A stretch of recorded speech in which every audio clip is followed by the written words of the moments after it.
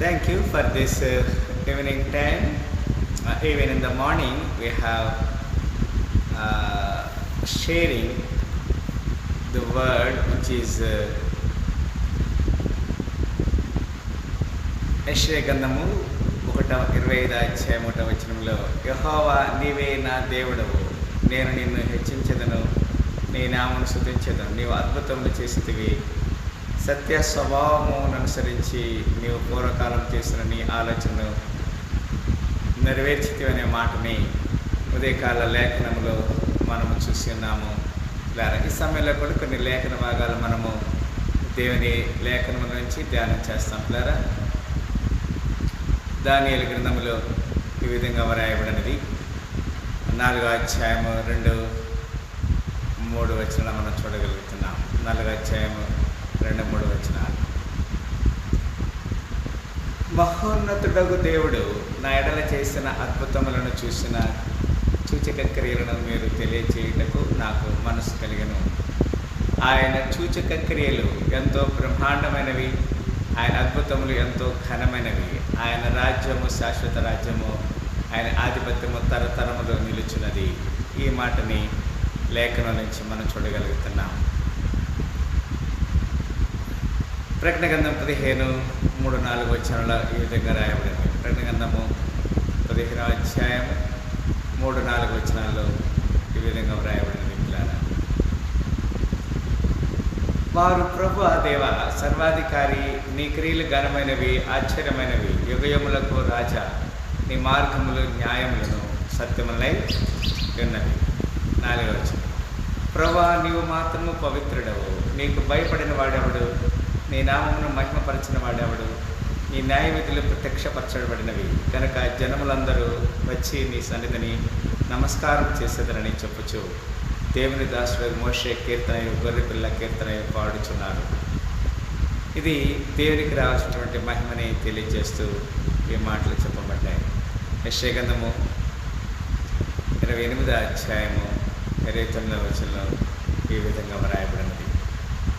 యెషయా గ్రంథము 28:29లో ఈ విధంగా వ్రాయబడింది.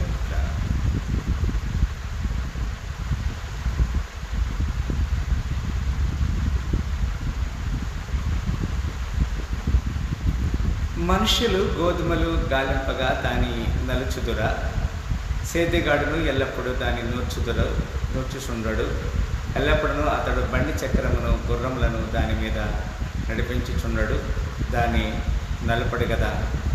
అంటే దేవుడు శోధించే విషయంలో ఈ మాట తెలియజేస్తున్నాడు. 46:10లో కూడా ఈ మాట వ్రాయబడినది. 46వ అధ్యాయము 10వ వచనంలో ఈ విధంగా వ్రాయబడినది.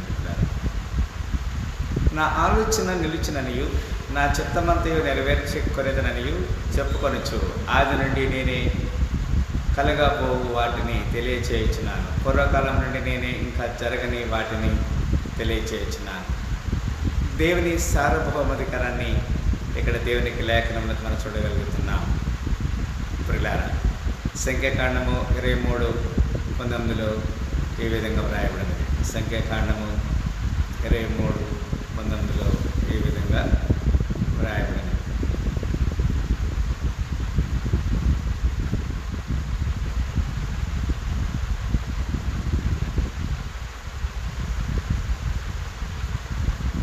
దేవుడు అబద్ధమాడుటకు ఆయన మానవుడు కాడు, పశ్చాత్తాపట్టుకు ఆయన నరపుత్రుడు కాడు. ఆయన చెప్పి చేయకుండా, ఆయన మాట ఇచ్చి స్థాపించకుండా అనే మాటని ఇక్కడ చూస్తున్నాం.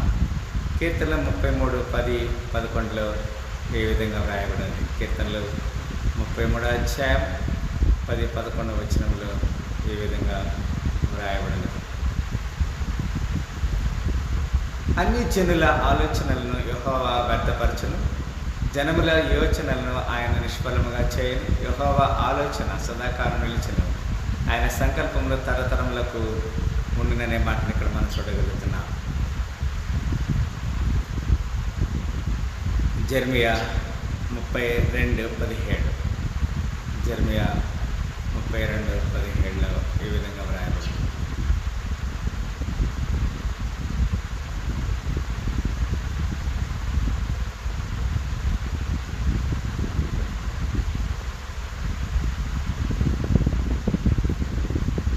యెహోవా ప్రభువా, సైన్యములకు యెహోవా అను పేరు వహించేవాడా, సూర్యుడా, మహాదేవ, నీ అధిక బలము చేతను చాచిన బాహువు చేతను భూమి ఆకాశం సృజించితివి.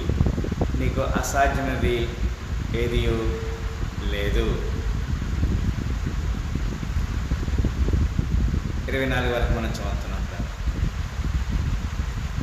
నీవు 1000 మందికి కృప చూపుచు తండ్రుల దోషములను వారి తరువాతి వారి పిల్లల వడిలో వేయవాడవు.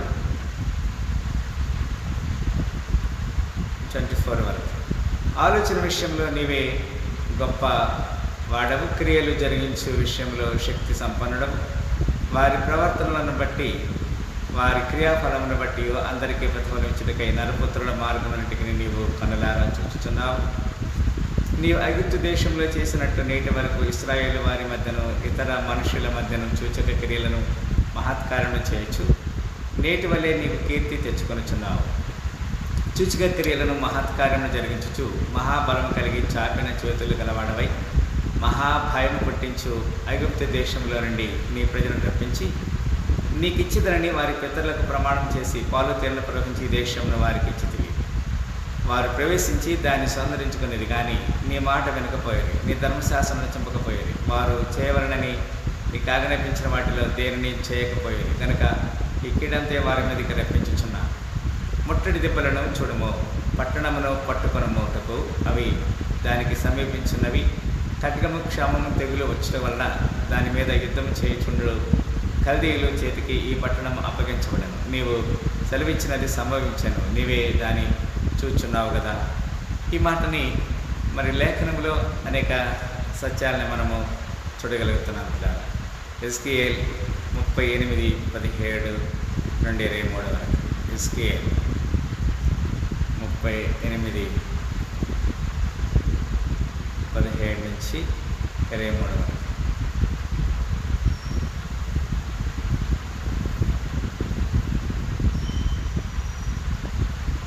ప్రభువు యెహోవా సెలవిచ్చినదేమనగా, నిన్ను వారి మీదకి రప్పించదనని పూర్వమందు ఏటేటా ప్రవచించి వచ్చిన ఇశ్రాయేళ్ల ప్రవక్తలైన నా సేవకుల ద్వారా నేను సెలవిచ్చిన మాట నిన్ను గుర్చినది కదా. అనుదినము ఆ దినమున గోగు ఇశ్రాయేళ్ల దేశం మీదకి రాబోవు. ఆ దినమున నా కోపం బహుగా రగులుకొనెను. ఇదే ప్రభువు యెహోవా. కాబట్టి నేను రోషమును మహారౌద్రమును కలిగి వాడై ఇలాగో ప్రమాణం చేసేదని, ఇశ్రాయేళ్ల దేశములో మహాకంపము పుట్టును. సముద్రపు చేపలను, ఆకాశ పక్షులను, భూజంతువులను, భూమి మీద పాకు పురుగులనియు, భూమి మీద పండు నరులందరూ నాకు భయపడి వణుకుదురు. పర్వతములు నాశనమగును, కొండపేటలు పడును, గోడలనియు నేల పడును. నా పర్వతములన్నింటిలో అతని మీదికి ఖడ్గము రప్పించదను. ప్రతివాని ఖడ్గము వాని సహోదరుని మీద పడును. ఇదే ప్రభువు యెహోవా. తెగులు పంపి హత్య జరిగేసి అతని మీదకి, అతని సైన్యపు వారి మీదను, అతనితో కూడిన జనముల అనేకముల మీదను ప్రళయమైన వారిని పెద్ద వడగండ్లను, అగ్ని గంధకములను కురిపించి నేను అతనితో వ్యాజ్యమాడుతును. నేను యెహోవానై ఉన్నానని అన్ని జనులు అనేకులు తెలుసుకున్నట్లు నేను ఘనత వహించిన నన్ను పరిశుద్ధపరచుకొని వారి రీతికి నన్ను తెలియపరచుకుందనంట. How great this word. రోమా 11:25. రోమిలకు రాసిన పత్రిక 11:25 విధంగా వ్రాయబడింది. 25 నుంచి 29 వరకు. సహోదరులారా, మీ దృష్టికి మీరే బుద్ధిమంతులమని అనుకొనకుండానట్లు ఈ మర్మము మీరు తెలుసుకొని కోరుచున్నా. అదేమనగా, అన్ని జనుల ప్రవేశము సంపూర్ణమగ వరకు ఇశ్రాయేలుకు కఠిన మనసు కొంత మట్టుకి కలిగను.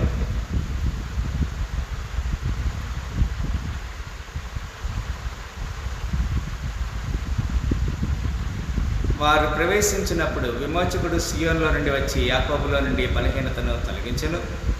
నేను వారి పాపములను పరిహరించినప్పుడు నా వలన వారికి కలుగు నిబంధన ఇది అని వ్రాయబడినట్లు ఇశ్రాయేలు జనులందరూ రక్షింపబడుదురు. నేను వారి పాపములను పరిహరించినప్పుడు నా వలన వారికి కలుగు నిబంధన ఇది అని వ్రాయబడినట్లు ఇశ్రాయేలు జనులందరూ రక్షింపబడుదురు.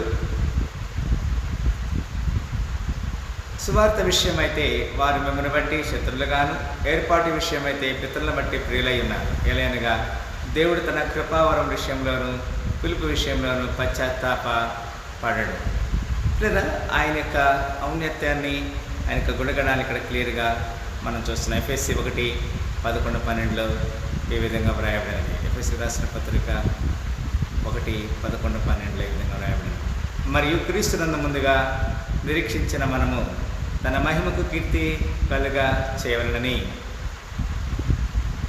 దేవుడు తన చిత్త ప్రకారం సంకల్పన బట్టి మనల్ని ముందుగా నిర్ణయించి ఆయన యందు శ్వాసముగా ఏర్పరచాడు. ఆయన తన చిత్తానుసారముగా చేసిన నిర్ణయం చెప్పాలి సమస్త కార్యములను జరిగించుచున్నాడు. ఆయన ఏమై ఉన్నాడో అది తన కృపని వ్యక్తం చేస్తున్నాడు. హెబ్రీయులకు రాసిన పత్రిక 6:17-18 ఈ విధంగా వ్రాయబడింది. ఈ విధముగా దేవుడు తన సంకల్పం నిశ్చయమైనదని, ఆ వాగ్దానమునకు వారసులైన వారికి మరి నిశ్చయముగా కనబరచునని ఉద్దేశించిన వాడే తన అబద్ధమాడజాలని నిశ్చలమైన 2 సంగతులను బట్టి మన ఎదుట ఉంచబడిన నిరీక్షణను చేపట్టుటకు శరణాగతులమైన మనకు బలమైన ధైర్యం కలుగునట్లు ప్రమాణం చేసి వాగ్దానము దృఢపరిచెను అంటున్నాడు. అంత మాత్రమే కాదు, ప్రకటన 19:11 ఈ విధంగా రాయబడింది. ప్రకటన 19:11 ఈ విధంగా వ్రాయబడింది.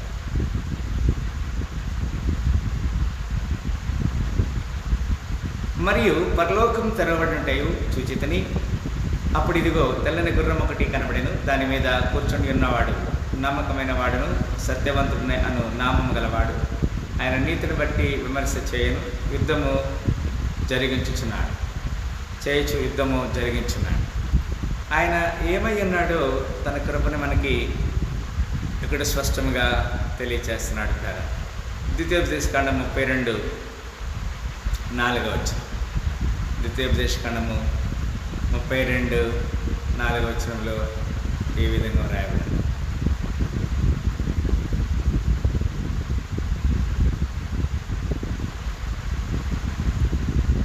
ఆయన ఆశ్రయదుర్గముగా ఉన్నాడు. ఆయన కార్యము సంపూర్ణము, ఆయన చర్యలనియు న్యాయములు. ఆయన నిర్దోషి అయి నమ్ముకొనదగిన దేవుడు. ఆయన నీతిపరుడు, యథార్థవంతుడు. దేవుని గుణగణాలు ఇంత స్పష్టముగా దేవునికి లేఖ నుంచి మనము చూడగలుగుతున్నాం. న్యాయాధిపతులు 5:1 ఈ విధంగా రాయబడింది. 5వ అధ్యాయం 1వ వచనం. ఆ దినమున దెబోరాయు అబీనోయాము కుమారుడైన బారాకును ఈ కీర్తన పాడిన దేవుని గుణగణాన్ని వారు తెలియచేస్తున్నారు. కీర్తన 25:10 ఈ విధంగా వ్రాయబడింది. కీర్తనలు 25వ అధ్యాయము 10వ వచనంలో ఈ విధంగా వ్రాయబడింది. ఆయన చేసిన నిబంధనను, ఆయన నియమించిన శాసనములను గైకొన్న వారి విషయంలో యెహోవా త్రోవలనియు కృపా సత్యములై ఉన్నవి అని చెప్తున్నాడు. 8:9 కూడా ఈ విధంగా వ్రాయబడినది. 8:1 వచనంలో ఈ విధంగా వ్రాయబడింది. యెహోవా యొక్క కృపాతిశయమును నిత్యము నేను కీర్తించెదను.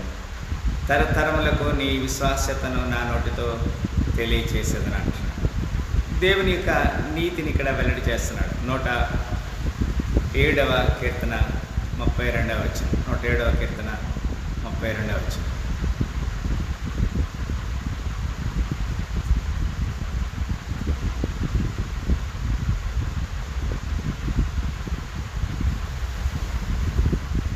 జన సమోత్సవములలో వారు ఆయనను కనపరచుదురుగాక, పెద్దల సభలో ఆయనను కీర్తించుదురుగాక అని మాట చూస్తాం. 117:2 ఈ విధంగా వ్రాయబడింది. 117:2. కాబట్టి సమస్త అన్ని జనులారా యెహోవాను స్తుతించుడి, సర్వజనములారా ఆయనను కొనియాడుడి, ఆయన యెహోవాను స్తుతించుడి అనే మాటను మనం చూస్తున్నాం. 119, 129. 119, 129.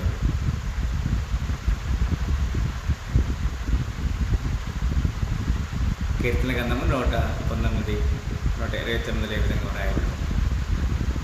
నీ శాసనములు ఆశ్చర్యములు కావునని నేను వాటిని గైకొనుచున్నాను అని చెప్తున్నాడు. అంత మాత్రమే కాదు, యెషయా 11:5.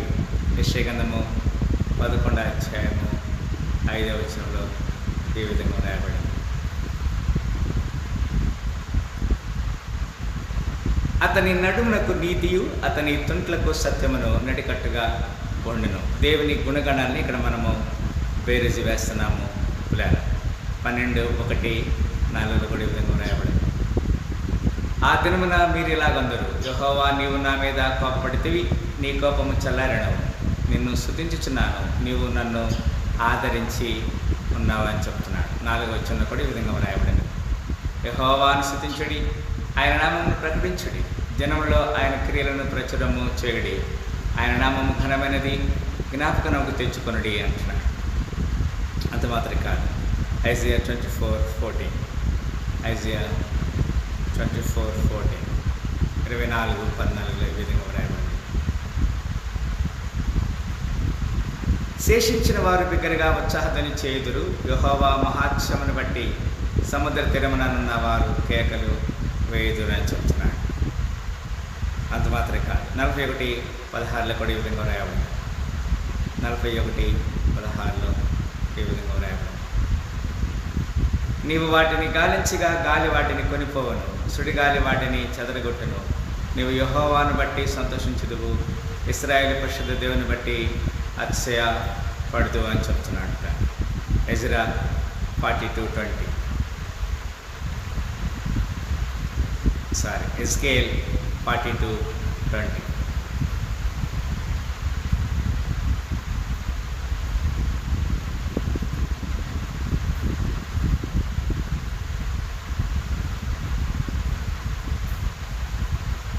ఈ మాటను మనం చూసినట్లయితే 4 తట్లు అతడు కొలిచెను, ప్రతిష్టమైన స్థలమును ప్రతిష్టము కాని స్థలము నుండి ప్రత్యేకపరచుటకై దాని చుట్టూ నలుదిశల 500 బారులు గల చౌచకము గోడ కట్టబడి ఉండెను అనే మాట మనం చూస్తున్నాం.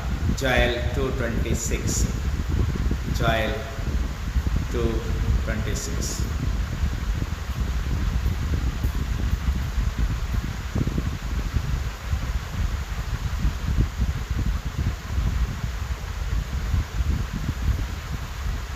నా జనులు ఇక ఎన్నటికి సిగ్గునందరు.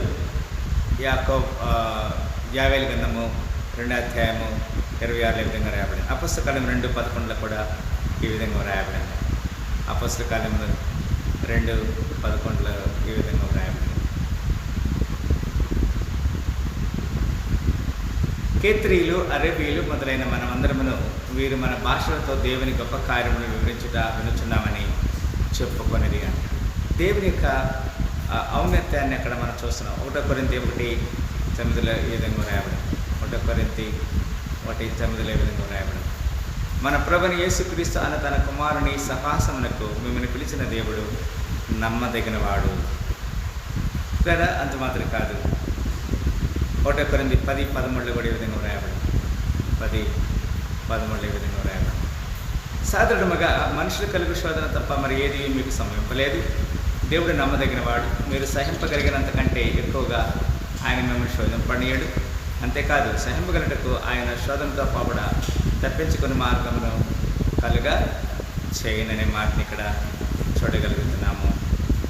ప్రియులారా, 1 తెస్సలోని 5:24 ఈ విధంగా వ్రాయబడింది. 1 తెస్సలోని 5:24 ఈ విధంగా వ్రాయబడింది.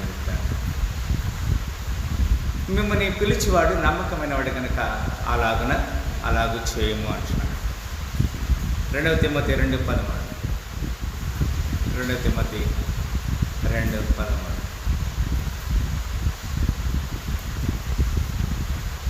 మనము నమ్మదగని వారమైనను ఆయన నమ్మదగిన వాడుగా ఉన్నను, ఆయన తన స్వభావమునకు విరోధముగా ఏది చేయలేదు.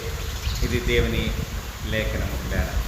ఆఖరిగా ప్రకటన 19:2 ఈ విధంగా రాయబడింది. ఆఖరిగా ప్రకటన 19:2 ఈ విధంగా రాయబడింది.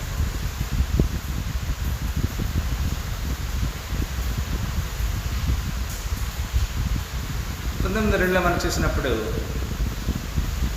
ఆయన తీర్పులు సత్యములను న్యాయములైనవి, తన వ్యభిచారముతో భూలోకమును చెరిపిన గొప్ప వేశ్యకు ఆయన తీర్పు తీర్చి తన దాసుల రక్తమును బట్టి దానికి ప్రతిదండన చేశాను. మరి రెండవసారి వారు ప్రభువును స్తుతించుడి అనిరి. లేదా ఈ మాటలన్నీ కూడా దేనికి సాదృశ్యంగా ఎంతసేపు మనం లేఖనాన్ని మనం చూసామంటే యెషయా గ్రంథము 25వ అధ్యాయము 1వ వచనంలో మూల వాక్యాన్ని మనం మరొకసారి చదువుకుంటున్నాం. యెహోవా నీవే నా దేవుడు, నేను నిన్ను హెచ్చించెదను, నీ నామమును స్తుతించెదను. నీవు అద్భుతములు చేసితివి, సత్య స్వభావమును అనుసరించి నీవు పూర్వకాలమున చేసిన నీ ఆలోచనను నెరవేర్చితివి. దేవుడు తన కృపని మనకు తోడుగా ఉంచుతున్నాడు. సత్య స్వభావాన్ని బట్టి ఆయన తన కృపని మనకి తోడుగా ఉంచుతున్న మాటని మన జ్ఞాపకం చేసుకుంటున్నాం. ఈ సాయంకాల సమయంలో ఈ యొక్క 600 పాలను పత్తిబడిని 2 నెలలుగా దీవించాల్సిన వచ్చినగాక మనం సరి చేయబడదాం. ప్రార్థన చేసి కొడుకుని ముగించుకున్నాం. ప్రేమగల తండ్రి, ఈ సాయంకాల సమయంలో యెషయా 25:1 మూల పాఠంలో నుంచి మేము అనేక లేఖనాలని మేము చూడగలిగి ఉన్నాం. నీ గొప్పతనాన్ని, నీ యొక్క ప్రభావాన్ని మేము లేఖనంలో చూసినప్పుడు మాకు భయము వణుకు పుట్టుచున్నది. ఎందుకంటే నీవు మమ్మల్ని మా అద్దు నుంచి కోరుతున్నది ఏమీ లేదు, కానీ నేను స్తుతించాలని మాత్రమే మీరు కోరుకుంటున్నారు. ఆ పని మేము చేయలేక లోకంలో మేము ఉంటున్నాం. మమ్మల్ని క్షమించండి. ఈ సాయంకాల సమయంలో ఇప్పుడు వచ్చిన పిల్లలందరినీ దీవించమని సకల ఘనత మహిమ ప్రభావం అర్పిస్తూ యేసుక్రీస్తు వారి శ్రేష్ఠమైన నామములో ఈ ప్రార్థన పెట్టుకుంటున్నాం తండ్రి, ఆమేన్.